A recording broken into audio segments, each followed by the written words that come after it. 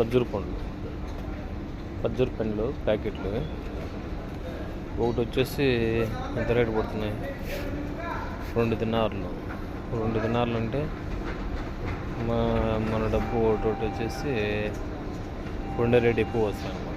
చాలా బాగున్నాయి, తీసుకోండి. వెరీ నైస్ తమార్ గుడ్.